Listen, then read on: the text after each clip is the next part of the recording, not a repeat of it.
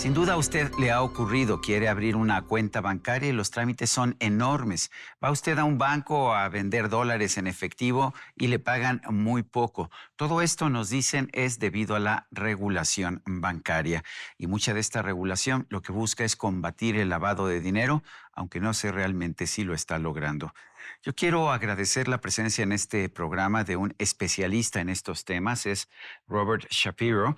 Él es fundador y presidente de Sonecon, una empresa pues, que aporta asesoría a distintos políticos sobre temas diversos. Él también es miembro del profesorado de la Escuela de Negocios de la Universidad Georgetown, que se encuentra allá en la zona metropolitana de la ciudad de Washington.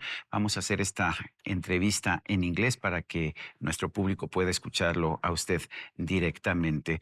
You're submitting to the Mexican Senate a study about regulation that was designed to actually combat money laundering. Yeah. What does it say? And I guess my first question is, does it work? Have we prevented money laundering, or are we just making life difficult for people? We put in place regulations, but money launderers understood the regulations, and so they developed ways around the regulations. So for example, instead of simply transferring funds from one country to another through correspondent banking, instead they use the internet, they use cryptocurrencies. They create networks of shell companies and trusts and foundations across many countries to transfer these funds. And so the regulation can't capture that, can't catch them. But the regulation has remained in place, and it's imposed some real costs, particularly between the United States and Mexico. You know, the United States and Mexico, through trade and foreign direct investment and remittances, exchange about $750 billion a year. That money has to go mainly through banks. And if you impose regulations which are ineffective because the money launderers have found ways around it, what you're left with are higher costs for the banks, higher costs for companies, higher costs for individuals who are sending remittances, and you're not catching any money launderers in this way. So it's a... So it isn't working then, No, but it's actually putting a weight that we as a society have to carry. Yes, and you know, one of the reasons it doesn't work is that Mexico has been very, very advanced in putting in place mechanisms to track financial transactions across borders. The IMF, the World Bank have both said that Mexico meets all of the international standards. That's one of the reasons that the money launderers have stopped using correspondent banking, because, in fact, the system in Mexico and the United States has been very effective. Still, the regulations are focusing on correspondent banking. Isn't that so? Yes, absolutely. And that means that additional costs for all the companies and individuals who use correspondent banking, again, in trade, in foreign direct investment, in remittances. So you are left with the costs without any of the benefits. Well, what happens with cash? And I'm saying this because most remittances are actually sent in electronic transfers. Yes. But a lot of immigrants actually come back to Mexico and they carry cash. Yes. And they find out that most banks don't want to accept them anymore because they say that the U.S. banks are not allowed to accept cash anymore from coming from Mexico. What's going on? Well, you know, this is a significant issue. It involves $6 or $7 billion a year. not only from workers, but also from tourists, American tourists who That's true. spend dollars. They come here, they give $10 to the taxi driver, and the taxi Exactly. driver, wants to cash them in. Exactly. And the fact is, you can, just as you can only spend Mexican pesos in Mexico, you can only spend US dollars, mainly at least, in the United States. So the dollars have to come back. And correspondent banks have been the main mechanism for that. But again, the regulations have made it very difficult, more expensive, and also, a lot of banks, because it's become expensive and because And risky, isn't it? and Because risky. If I you understand the penalties if you do something wrong can be extremely high.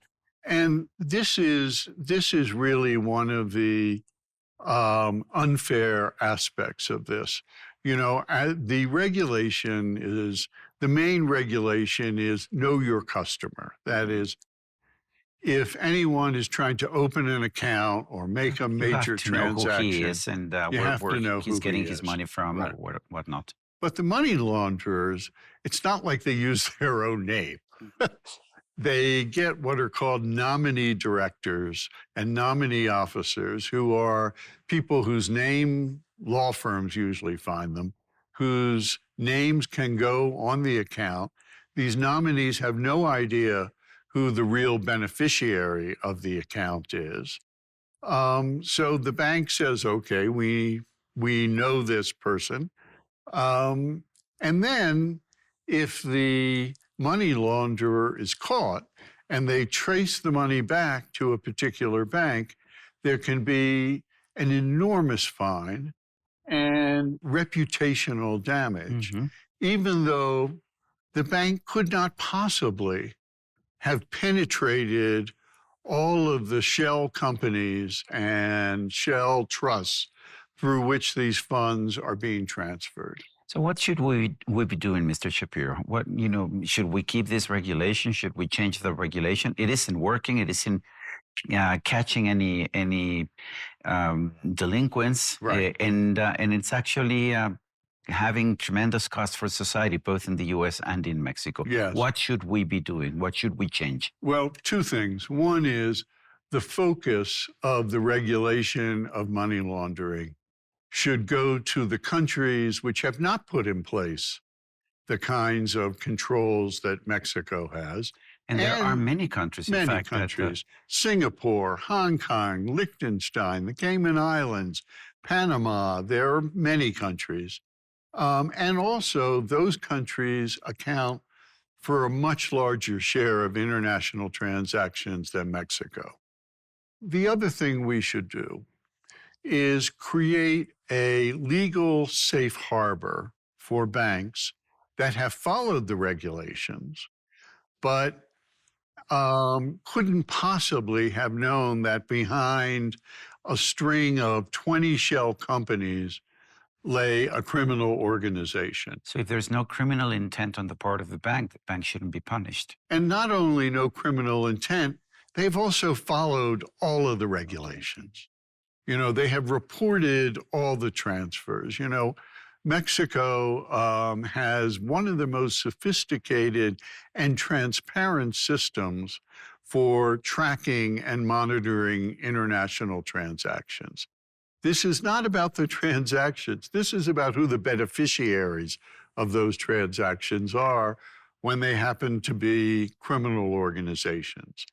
If, in fact, the regulations are unable to identify the beneficiary, the bank should not suffer fines and damages when they have followed the regulations and, in fact, done a very good job in meeting the international standards for controlling money laundering. Is Mexican legislation or U.S. legislation or international rules that have to be changed? Well, I think we can start with U.S. regulation. And I think we probably need a change in the law to create a safe harbor. Ultimately, this needs to spread to many other countries. And so the international institutions, the Financial Action Task Force, for example, that is responsible for global issues of money laundering, also should adopt this, recognize the reality, which is that correspondent banking is no longer a channel for significant money laundering, that cryptocurrencies and internet transactions and these networks of shell companies, those are the main mechanisms. They should refocus on that. So actually focusing on the banks, on the correspondent banks, is is the wrong solution, but it's an outdated solution because that's not where the money is going through. Correct. And we estimate that this costs several $billions a year in reduced foreign direct investment by U.S. companies in Mexico and by Mexican companies in the United States, that it probably reduces trade flows each year by about $7 to $8 billion, and it imposes higher costs on low-income people who are sending and receiving remittances, and can no longer establish a relationship with a bank in order to receive or send the remittances, a relationship that makes them a customer of the bank and consequently brings them into the financial system. So maybe they could get a mortgage, maybe they could get a loan if they have a personal relationship with the bank. But if you've taken the banks out of correspondent banking so as not to have to take those risks that you described, then they have to use other means like Western Union, for example, which doesn't integrate poor people into the It costs financial a lot of money system. for them because they get paid lower rates. Is there anyone at the Treasury listening to you? Well, Sorry to ask that. I hope so. I have had a very long relationship with Secretary Yellen Hmm. and with Assistant Secretary for Economic Policy, Ben Harris. And so I'm hoping that they will listen to this. But I think one of the things we need is, it's one thing for me to say this. It's a different thing if the Mexican Central Bank says it, Or the or the Mexican Mexican Senate. Senate, Hmm. or the Mexican finance minister. Those are people that the Treasury has to listen to.